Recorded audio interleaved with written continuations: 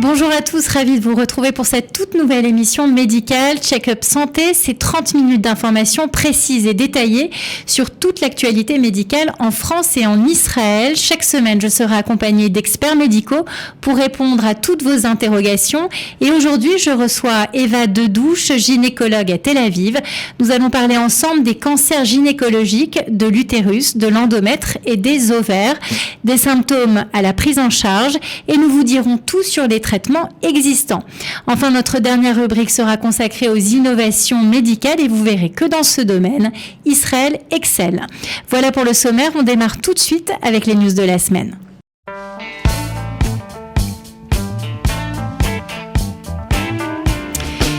Après le cannabis à usage médical, voici la MDMA utilisée comme médicament.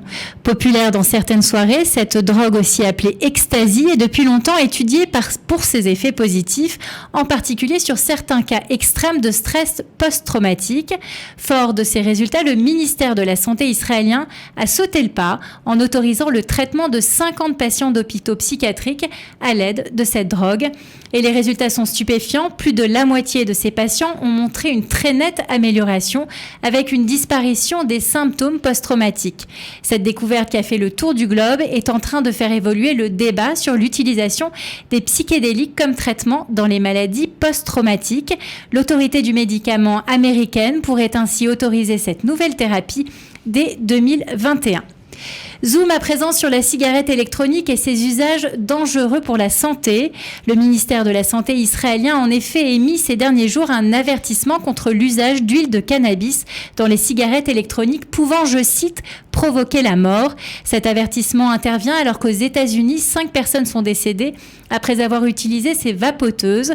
Selon le Washington Post, un possible lien a été établi entre certains de ces malades et une huile de vitamine E contenue dans l'huile de cannabis. La vaporisation à haute température de cet additif pourrait avoir endommagé de manière irréversible les poumons des fumeurs. Intéressons-nous à présent à cette polémique qui a fait couler beaucoup d'encre ici en Israël. 2 des 5 usines de dessalement d'Israël ont dupé le gouvernement pendant 18 mois en faisant croire que l'eau potable qu'elles produisaient contenait un niveau de chlorure conforme. Dans l'œil du viseur, l'usine Sorek, la plus importante du pays, a laissé des niveaux de chlorure 4 fois plus élevés que la norme, et tout cela dans le but d'économiser l'équivalent de 10 millions d'euros. En attendant que l'affaire soit jugée devant les tribunaux, les responsables sanitaires se veulent rassurants en précisant que même avec ces niveaux de chlorure, l'eau consommée n'a à aucun instant représenté un risque pour la santé. Voilà pour les news, place maintenant au dossier de la semaine.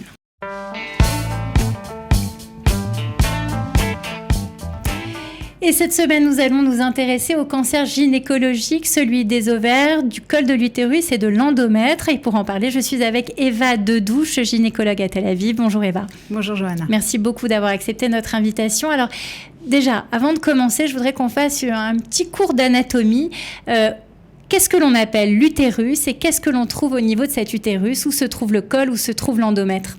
D'accord. Alors, l'appareil génital de la femme est composé effectivement du vagin à l'entrée, de l'utérus et de part et d'autre de l'utérus, des ovaires. Voilà. Donc, l'utérus en lui-même est composé de 3 principales couches, on va dire. On a la séreuse qui constitue l'extérieur de l'utérus, à l'intérieur le muscle, et puis à l'intérieur, complètement à l'intérieur, la muqueuse de l'utérus, ce qu'on appelle l'endomètre. Donc, le cancer du col de l'utérus va se situer au niveau de l'intersection à l'extérieur entre le vagin et le corps de l'utérus. Là, c'est le col. La muqueuse qui se trouve à l'intérieur, donc c'est l'endomètre. Et donc, à ce niveau-là, on peut développer un cancer de l'endomètre.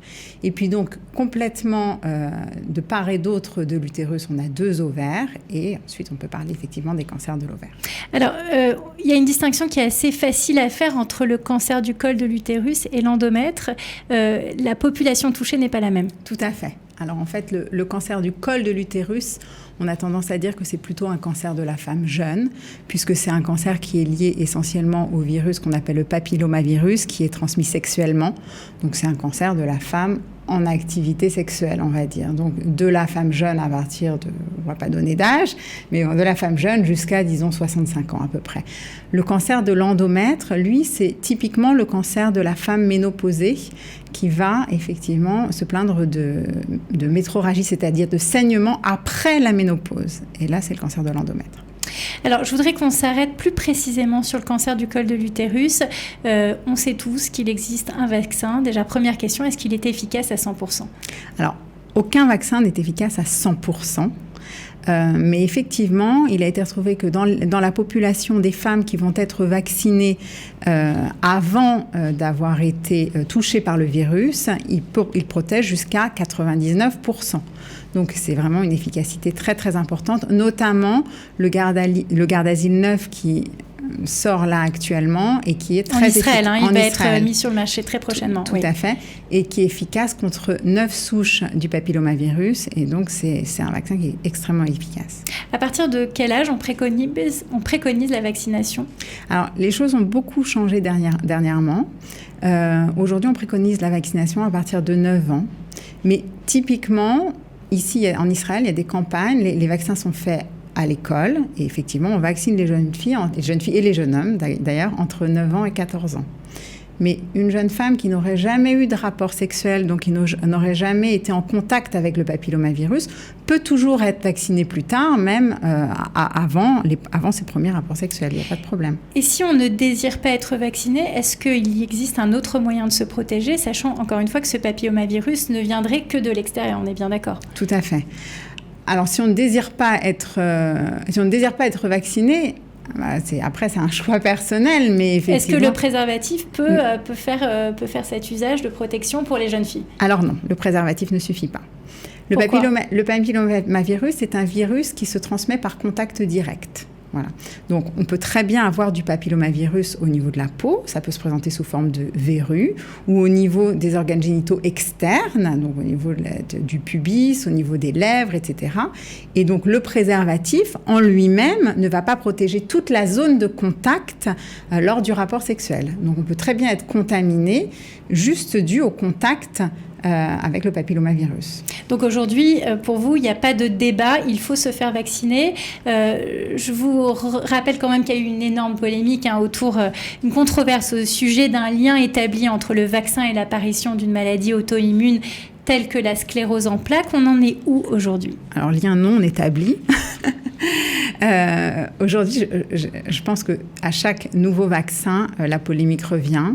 Aujourd'hui, sur des millions de femmes et de jeunes filles et de jeunes hommes qui ont été vaccinés, il a montré qu'il n'y a aucune différence significative entre l'apparition de la sclérose en plaques chez les patients vaccinés par rapport à ceux qui ne le sont pas. Donc, aujourd'hui, non, le lien n'est pas établi et on estime qu'il n'y a pas de rapport de cause à effet entre le vaccin contre le papillomavirus et l'apparition d'une maladie auto-immune, notamment la sclérose en plaques. Comment se fait la surveillance du col de l'utérus? Est-ce que ce sont ces fameux frottis que l'on doit faire régulièrement chez le gynécologue? Alors, tout à fait.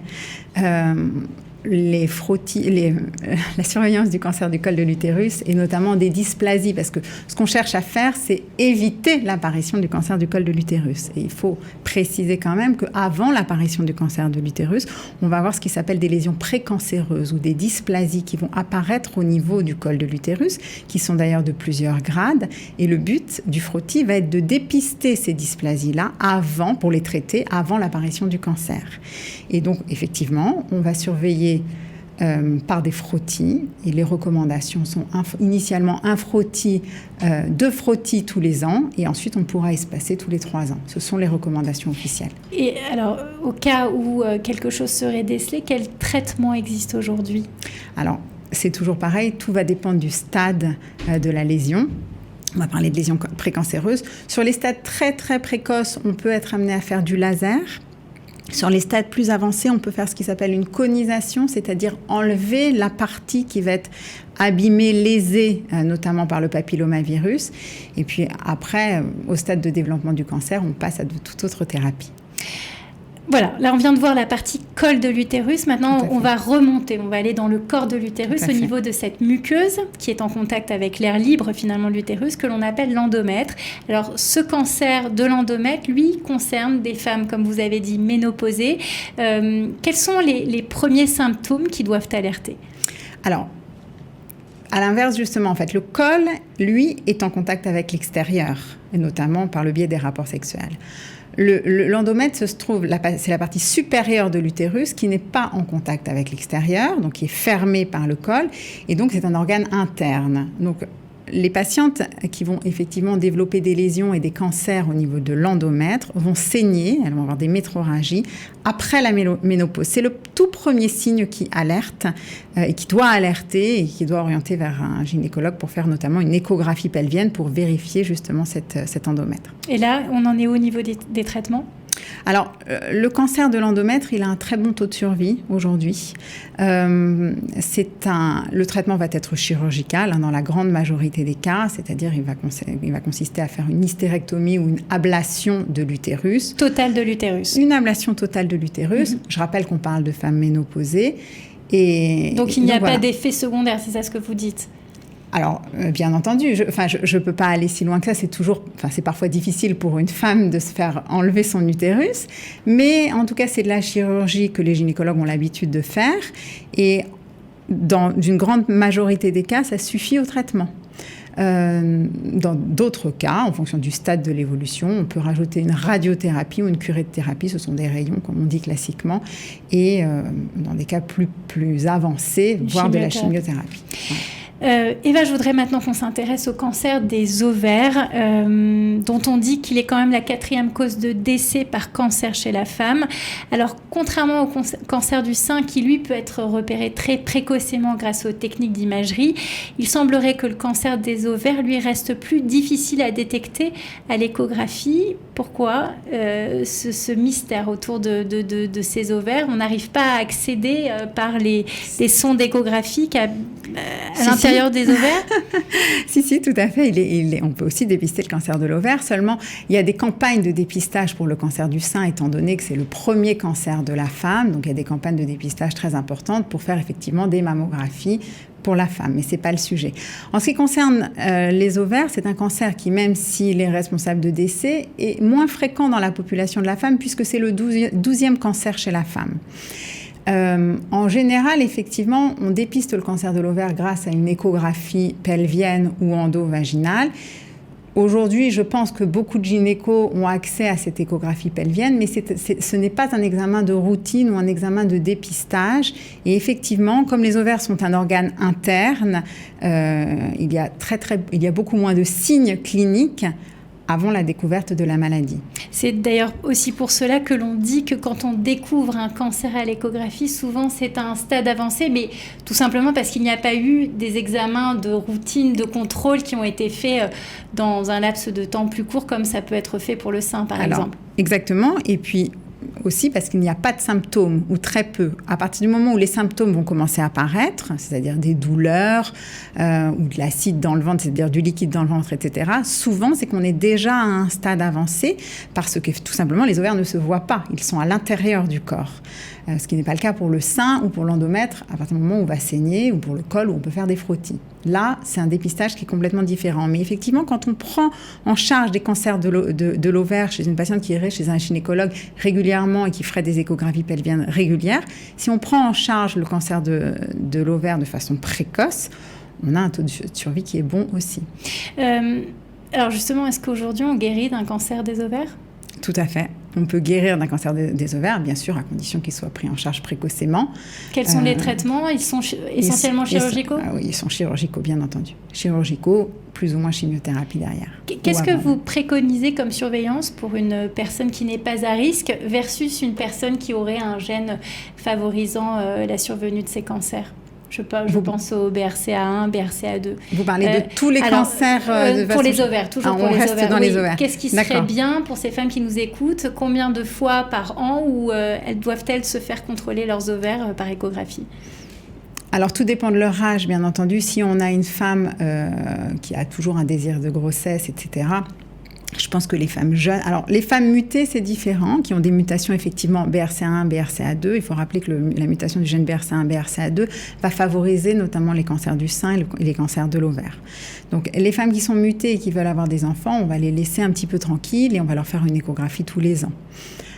Après l'âge de 40 ans, effectivement, on peut être amené à le faire plus souvent et en tout cas être alerté dès les moindres symptômes et éventuellement faire une échographie tous les 6 mois. Voilà. Et puis, dès que possible, on parlera à ce moment-là d'ovariectomie chez ces femmes qui ont des mutations. Pour le reste de la population, il n'y a pas aujourd'hui de texte évident pour recommander dans la surveillance des ovaires, des échographies pelviennes tous les ans ou tous les 2 ans, comme c'est le cas pour les mammographies ou pour les frottis. Donc en fait, les médecins et gynécologues qui sont équipés vont pratiquer régulièrement des échographies pelviennes à leurs patientes. C'est mon cas. Moi, j'utilise l'échographe un petit peu comme une 3e main, c'est-à-dire que la patiente va venir et systématiquement, je contrôle l'utérus et les ovaires. Ça fait partie quasi intégrante maintenant de l'examen clinique et je crois que c'est le cas de beaucoup de gynécologues aujourd'hui. Alors justement, pour finir, dernière question, comment vous qui êtes en Israël depuis 2 ans, se situe pour vous la France par rapport à Israël dans ce qui concerne ce dépistage? Est-ce que les Israéliens vous paraissent aussi avertis et aguerris que les médecins français? Tout à fait. Je ne vois aucune différence ou très très peu entre la médecine exercée en France, dans laquelle j'ai exercé pendant plusieurs années, et ce que je pratique aujourd'hui en Israël. On est dans une médecine presque plus préventive ici que ce que je voyais en France. Il y a énormément de prévention, énormément de conseils génétiques pour les patients. Voilà, je pense qu'on est dans une vraie médecine efficace et préventive ici en Israël. Merci beaucoup Eva pour toutes ces précisions, avec c'était plaisir. Très clair. Je vous propose quant à moi de rester avec moi et je vais vous présenter notre dernière rubrique, l'innovation à ne pas manquer.